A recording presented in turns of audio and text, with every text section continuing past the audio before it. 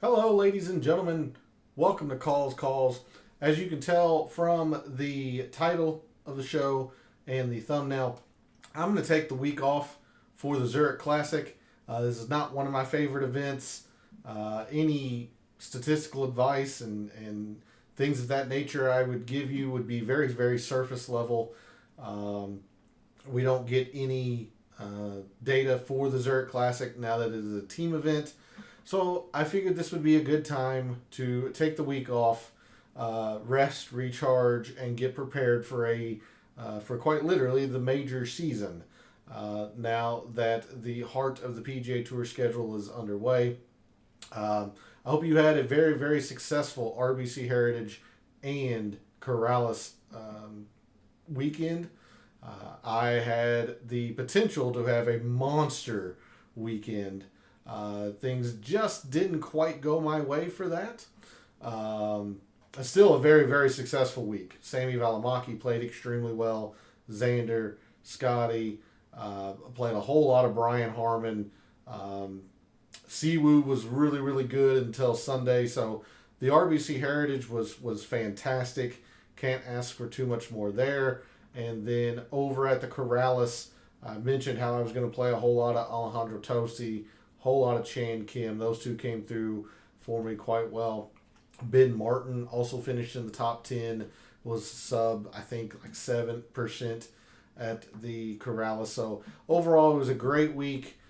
Certainly no complaints. I would have had an absolutely monster week had Chan Kim ended up winning the Corrales or Daniel Berger winning the RBC Heritage. But I'm not going to complain. But I'm just letting you know that I don't have the week off. Good evening, Phil. I see you in chat there. You had 30% Thomas tinkered, 48% Harmon, and lost what you did. Well, I hate to hear that for you.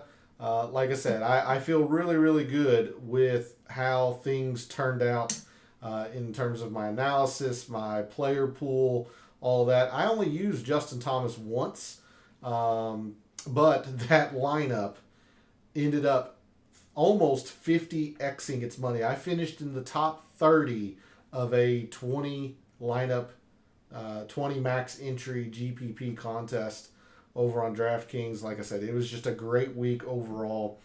Who won the Corrales? That was Garrick Higo. Joel Damon had the lead by 2 shots, maybe even 3, with about 4 holes to go, and went bogey, bogey, bogey, bogey to lose the tournament after leading after every single round. He raced out to the lead Thursday, I think tied or set the course record on Thursday. Held the lead going into Sunday, held the lead going into the back 9. And ended up with 3 or 4 bogeys in a row. So Garrick Higo was your winner down in Corrales, and several players tied for second. The aforementioned Alejandro Tosti, who I played a lot. Yep, Garrick Higo. Yeah, Damon. I don't want to say choked it away because the conditions were extremely tough. But that was a very, very tough way for Joel Damon to lose. But there were several that finished tied for second.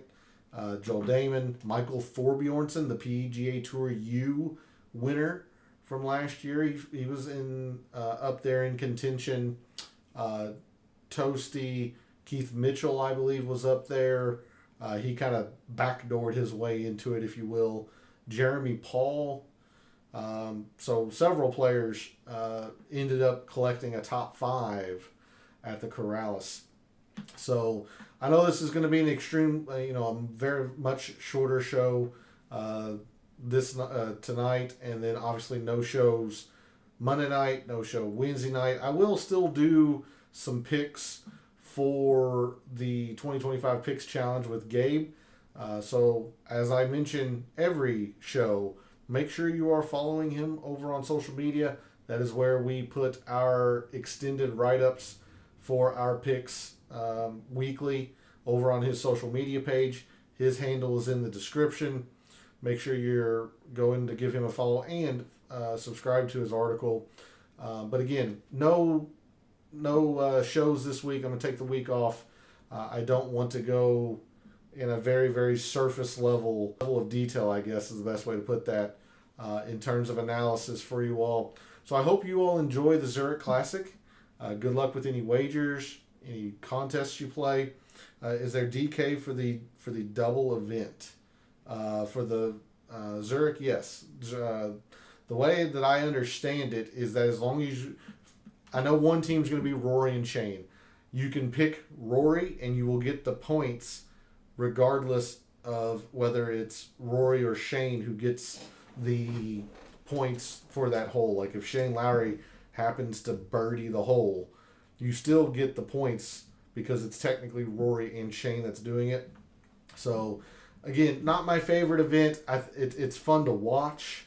But in terms of wagers, in terms of DFS contests, one of my least favorite contests and formats. So I'm not going to fool with it. It's also a very opportune time to take a week off, rest, recharge, to get prepared for major season, considering we are now 2 or 3 weeks away from the PGA, and it's just going to be one after the other once we get back. So I'm going to take the week off. I really hope that you all had a successful RBC Heritage. You all have a fantastic Zurich. Feel free to reach out to me if you have some specific questions. Again, just being transparent. I don't know how detailed I will be able to get in terms of my analysis, but if you want my opinion, feel free to reach out to me over on social media or in the comments of this video. I'll be more than happy to help you out. So for all of the wagers and contests that you played for the RBC Heritage and for the Corrales, for all of the wagers and the DFS contests you play for the Zurich, for this week and every week, may all your bets be profitable.